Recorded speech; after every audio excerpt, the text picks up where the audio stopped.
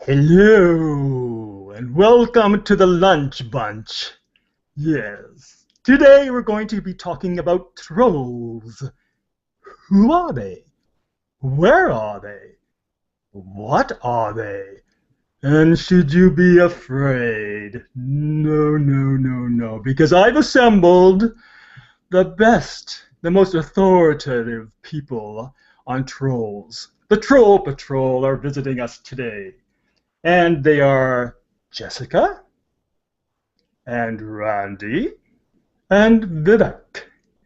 So let's move ahead with our topic. We should only be talking about this for about 15 minutes, so settle in and give us your stories about your troll experiences.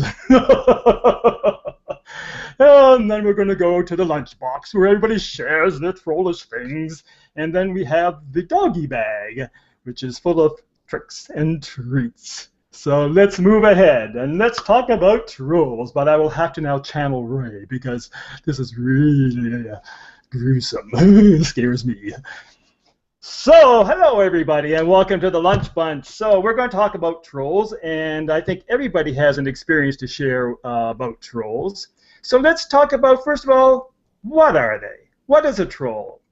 Go ahead, guys. You guys are the experts. Someone give me a definition of a troll. I think it looks just like the guy that just introduced the show. That's about as holy as you can get. Come on, I don't. Okay. Very good, Ray. Very good. Yes, I think so. Woohoo! As Mom would say. Hot diggity scaradoodly.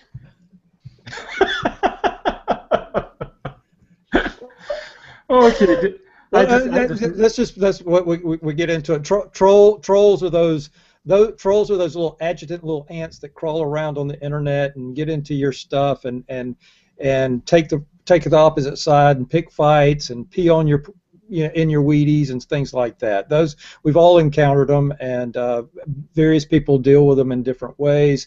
Trolls can be, to some people, very upsetting. To others, they just ignore them. So, I think probably the vast majority of people just ignore them instead of taking active action to block them from their view or their streams.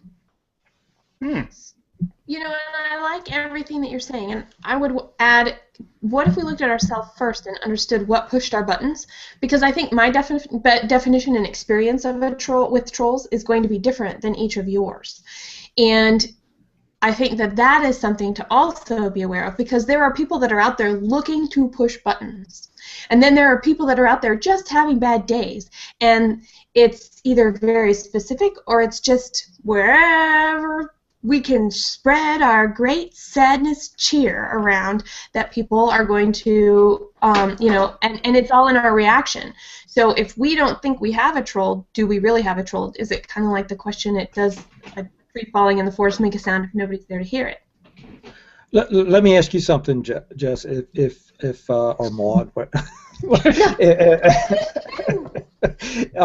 Do you and I picture, and you mentioned something that what might be a troll to you might not be a troll to you, and I would almost be willing to venture that women encounter more so, because I think you're probably attracted to the abusive type person out there, maybe the stalker. Do you put a stalker in the troll category?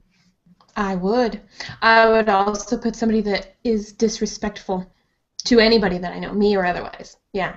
Yeah, the stats show that by far women are much more victimized by trolls, and a lot of, I think, misogyny plays a big role in that.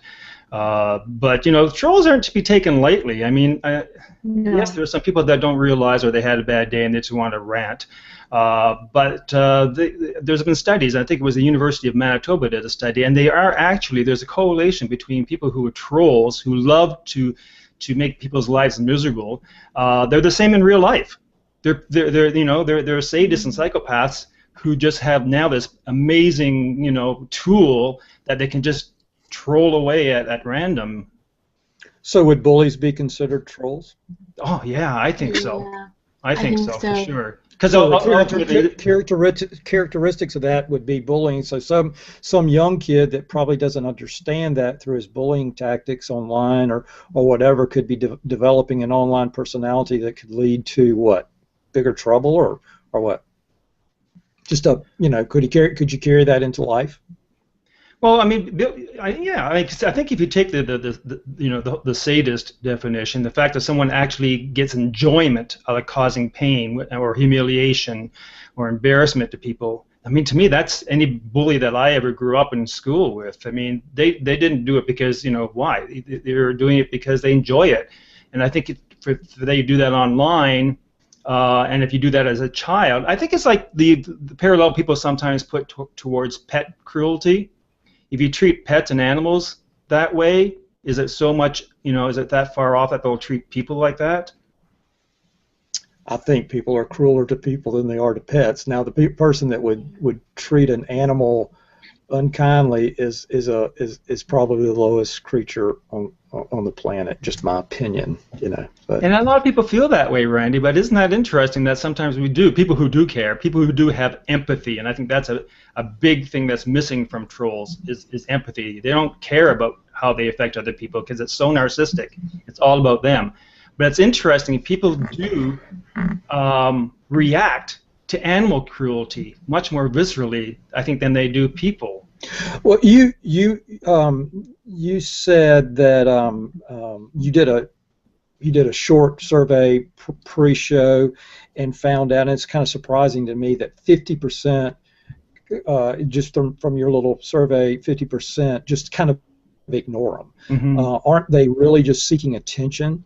And if you're ignoring them, they're still in your feed, so they're still somewhat eating away at you, somewhat seeing it. So in my mind, you would be better off by sending them some kind of message, blocking them, defriending them, disconnecting with them or something like that, sending them that type of direct message. If you're not, then they realize, well, they keeping me around in their circle of friends. I wonder if there's a kill 'em with kindness element here that we might be able to bring.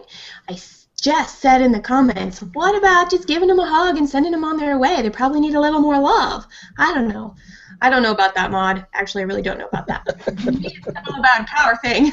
I think it's all about power. It's if somebody is searching for power or to control something because they feel out of control, because they don't feel like they are, they don't have any authority or something else, I think people just try to find some sort of a boundary, and they end up there inadvertently.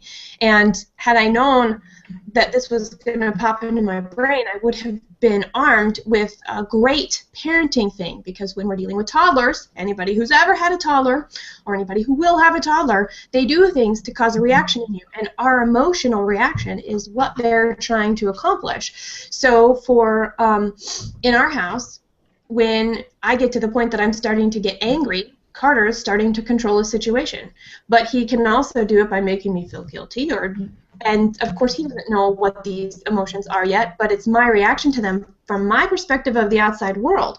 And so when I start finding myself reacting to something out in the world, to something that's happening in a stream or an email that I get or a phone call or an in-person conversation, and I have to stop and back away, and I have to pull out my unicorn powers and be like, I really don't want to be here right now, then honoring that and just going away, like what you were saying, Randy. I mean, there's sometimes you can totally ignore it and play it down, and I think it depends on the person, and how do you take away that power?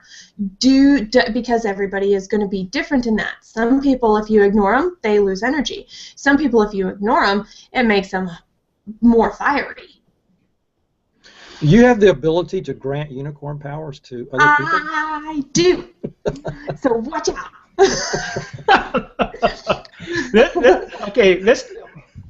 I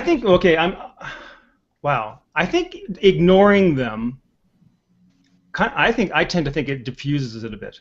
But the other way, if you mute them, all you're doing is you're prohibiting them from notifying you. You won't get notifications. They'll still be in your circles. They'll still see your posts and all that. It's just you don't get notifications. If you block them, they're gone. Poof. You know, they're out of your circles. They don't see your comments. They can't comment on your stuff anymore. I mean, there's different ways we can deal with trolls, but I think we have to define. We have to make sure that we know that a troll is just not someone who criticizes you. I think, but Ray, I think there's a differentiation in what Jessica was just saying, because I tend to agree with what she said. There is the type that if you ignore them, it just fuels them. And I happened to watch a movie, so in real life might act a little differently than on the digital space. But I watched a movie last night about a relationship, and they broke it off, and the guy, just because she was ignoring me, he just kept getting fuel. Okay. So. Yeah. Okay. And I think that's harder, because we also have to do what's comfortable for us. Sometimes it's easier for us to ignore people. Sometimes it's easier for us to say, hi, I see you, and I'm not going to engage with you. And then there's some of it, it's a repetitive, I want to be a broken record. It doesn't matter what you say to me. If you're eliciting an emotion, I go into broken record mode, which could be silence, which could be a statement, which could be some other things, but I have to take care of me, and it's not worth my... I think we have Randy Bowden in the house. I'm sorry, I totally got sidetracked. I think feeding the troll, and two, there's a possibility of calling people out. You know, if they're agitating you and you call them out, as Jessica just said, maybe you say, hey, you know, whatever. You're not the only one that they're probably feeding off of, right? So, and then if you call them out in your stream, that might empower somebody else that's been on the sidelines quietly watching this happen or having it inflicted upon them to say something or respond in some kind of pointing, you know, the finger at, like, you know, dude, why don't you shut the hell up, or something like that. Yeah, it might take a bigger hammer than that, but you know. Calling out, I mean, you're just, that is feeding them, right? I mean, they just love that. I mean, that's what they're there for. Some do, some don't. Some do, some don't. Some bullies, as soon as you flare up at them, are going to run the other way. Yeah, agreed. Yeah, but I think there's a difference when you're in your real life example, Randy, when you said, you know, and Jess, when you have couples and one splits up and you have the other half who are, you know, jealous or whatever. There's an emotional connection there, and that plays into that. I don't think there's an emotional connection online. I think they don't. I think the person on the other end of the victim of their trollingness they're feeding on the reaction. The reaction. Well, exactly, is which is why I think on the emotion. Which is why I think ignoring or blocking or muting them is the best thing to do, and not engage with them, not call them out, because I think that feeds it.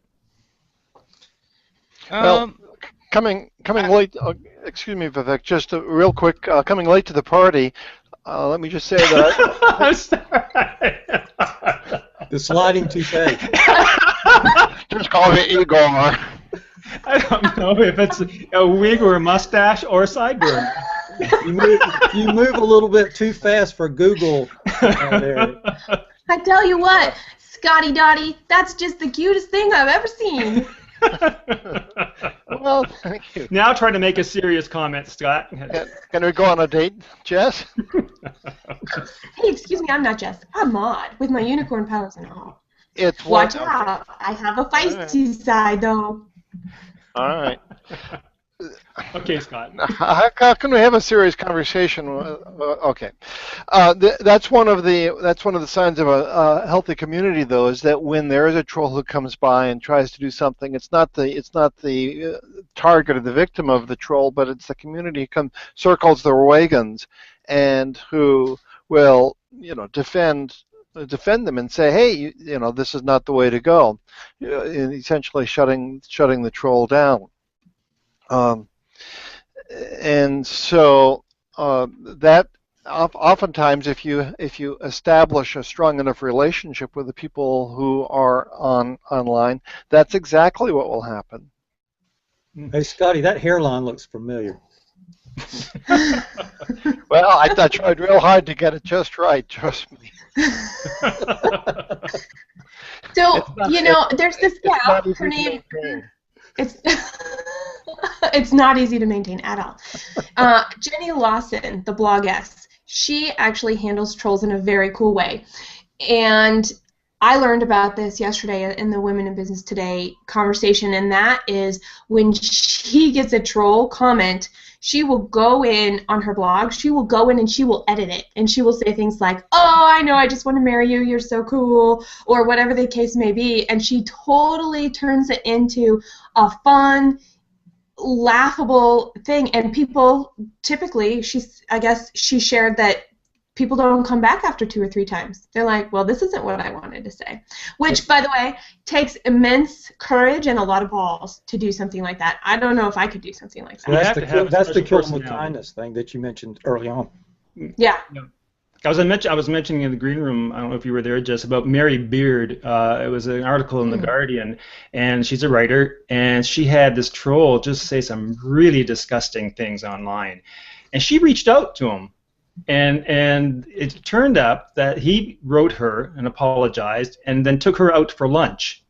And and explained, basically, I really feel bad about what I did. I was ranting. I didn't really even know who was ranting. It didn't occur to me, or it occurred to him, but it didn't matter who he was ranting against.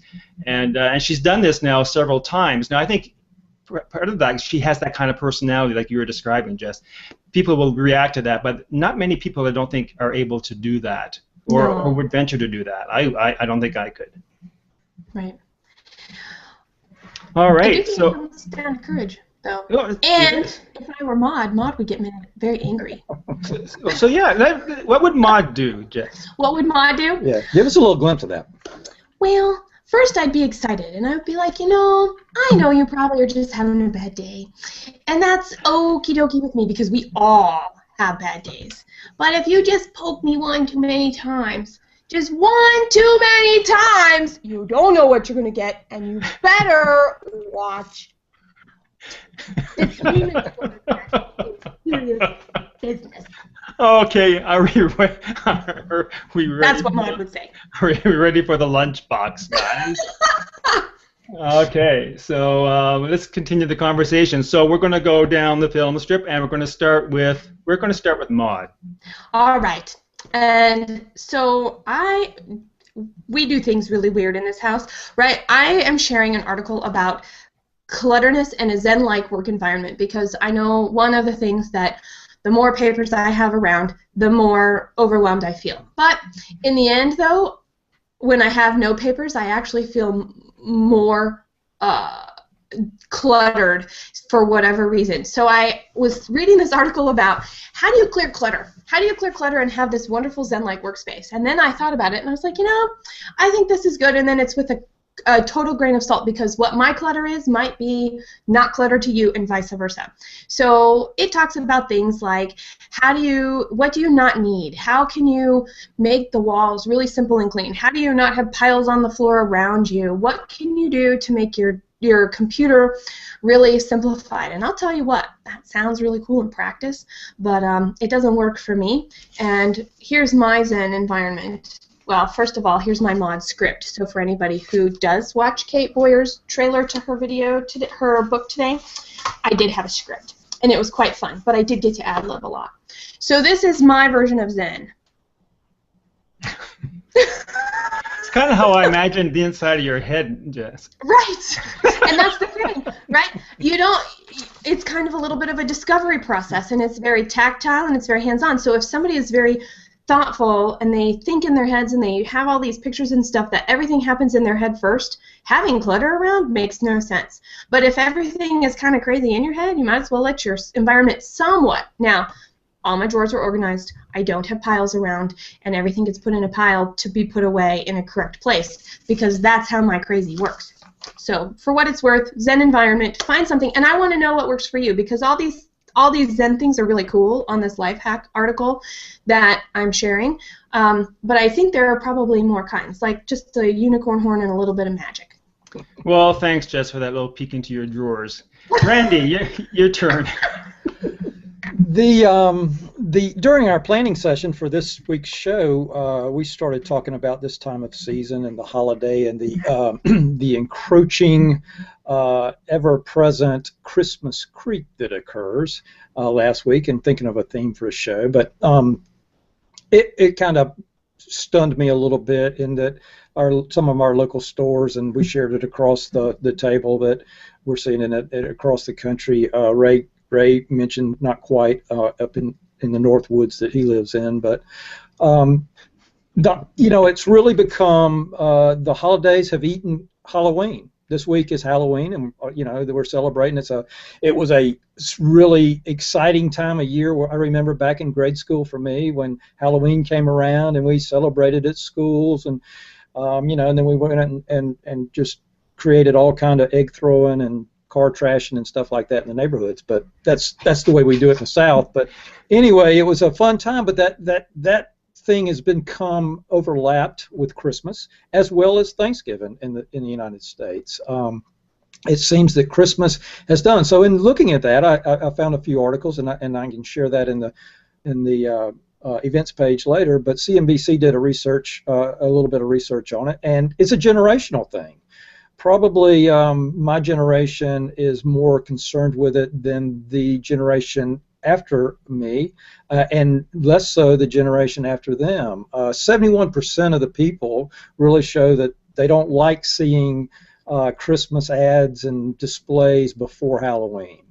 But that shifts down as the demographics change, and you get down into the 20 to 39 age group, and they pretty much say, hey, they welcome it and look forward to it. So, it is a thing that continues. It gets closer and closer every year. I think Hobby Lobby had Christmas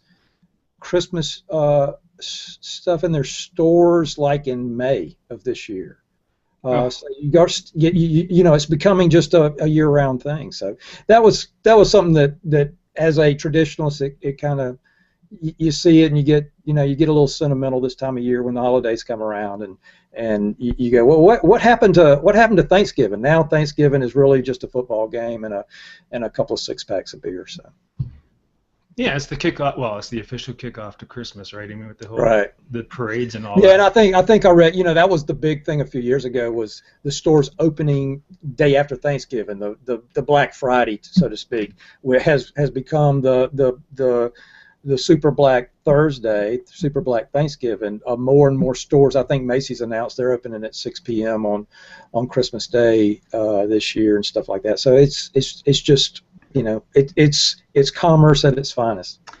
Yeah, I'm of the same generation, and I guess the younger generations or the following generations, they haven't experienced what we experienced. They haven't experienced the night before Halloween where we used to go out and put toilet paper on people's trees and stuff like that. And we did that up here in the North Woods of Canada too. Way up there. Not many people to see that. I didn't even know y'all had toilet paper up there, right? No. Well, we just call it birch bark. It's all right. Okay, Scott, do you have a lunchbox item? Sure I do. Well, I knew that this was going to be about trolls and so forth, so I went back in memory and remembered one of the first things that I ran across when I first started paying to social media seriously, and it's the Air Force Web Posting Response Assessment Tool. And so what the Air Force did early on was to come up with something that if you posted something and there was a response to it, this is how you handled it. And one of them was trolls, but not all negative responses are trolls. There could be some other reasons for it. So I'll post the link to this in the comment stream. But I found this to be very valuable in a practical sense. It also legitimized social media for me, and ended up thinking, okay, well, maybe there's something to this after all. That is most helpful, because as we discussed, it's not black and white. I mean, just because someone disagrees with you doesn't make them a troll. Okay, Vivek, what do we have? Hello there. All right. Okay, there's some Groucho happening. It's Groucho here, Groucho Marx. Yeah, it's a saying by him. I have put that just for a reason. In my view, trolls are inevitable. I had actually created a YouTube video with David F. Leopold, and a troll noticed it. The way I see it is, by expressing his hatred passionately, the troll actually validated my passion. So I created a public Google Plus post with the with the text I'm showing here. The fact that the troll thinks it is worth his time to say negative things about me indicates to me that I'm arriving on YouTube. And I attached a screenshot of the passionately hateful and totally rude comment. But I added my own annotations. Let me show you that. As you can see in this image, I'm saying, yay, looks like I have a passionate hater here. He is so worried that someone can do what he can never do. The troll said that I look like Groucho Marx. That's why I put on Groucho's quotes and photo. But one aspect to note here, I did not directly respond nor reply to his negative comments. One of the main reasons why trolls do trolling is, in my opinion, is to provoke a reaction, and they deliberately will be negative and use rude or hateful language.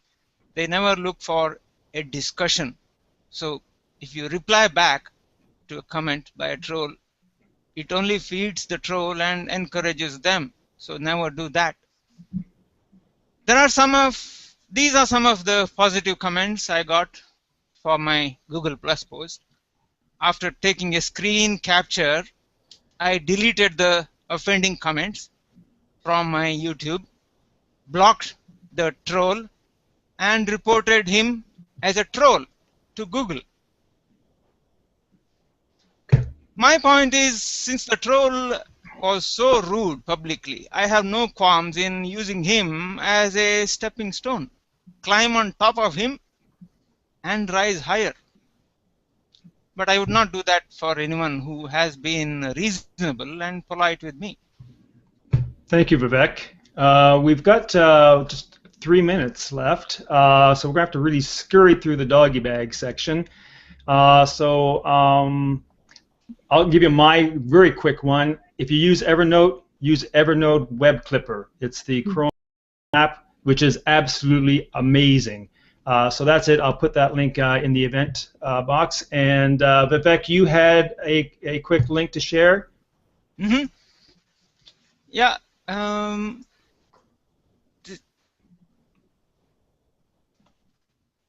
This is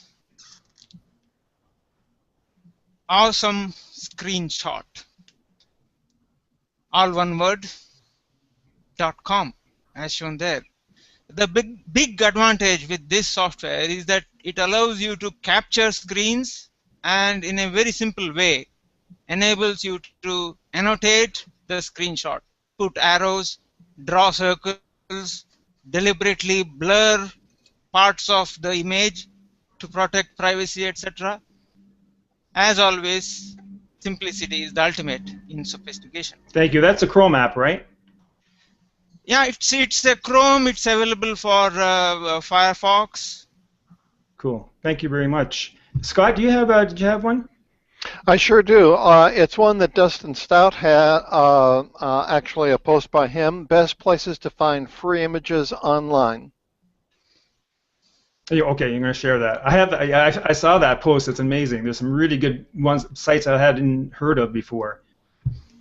And I'll post it in the comments stream. It's terrific. It's a one-stop shop for if you want to find free images for your blogs or for whatever reason. Randy. A few weeks ago, the social world was abuzz with the new social platform Hello, and we even had some comments about it around the Lunch Bunch table. But another zenith has risen. It's called Shoo, pronounced Shoo. It's spelled TSU, long U. If you haven't checked it out, you might want to, because it's based on the principle that it's going to pay you for your content. Kind of unique. But like anything, waggling a little money in there, the gamers jumped in there real quick and figured that out. But the developers claim to pay out 90% of their ad revenue to the users and only use 10% of the thing. But anyway, it's www.tsu.co. Come in and join. How much money did you make? I'm up to 4 cents. I'm doing good. Woo! All right. Yeah, they are paying though. I mean, and I say that about the gamers. I mean, pornography is in there. The bikini-clad girls, the guys that share that stuff. It's based on sharing. And they recently made an announcement that if you've got any kind of comment that if you share this post, you'll get rewarded or something like that, they're going to start deleting things like that. So they realize they've got a problem and trying to clean some of that up. But it's a very active platform so far, and it has a very good user interface to it, and more like a Facebook type. Yeah, platform. very much so, I thought. Okay, Mode, what's up? I tell you what, guys. Man, if you just need a little courage, or you need a little bit of thicker skin, or maybe you just need to take a quick break, right? Check in with your unicorn self. What could you do? Breathe. We underrate the power of actually breathing deep all the way to our bellies. So, with a big hug to you and a great big breath, I'll see you next time. Well, thank you, Maud. Wow, that's a great tip. I think, okay, so everybody, make sure you breathe. All right, and then that way we'll be sure to see you at the next show. So thanks everybody for stopping by. It was great fun today. Next week maybe a bit saner, but who knows? Take care, and we'll see you next week. Bye-bye.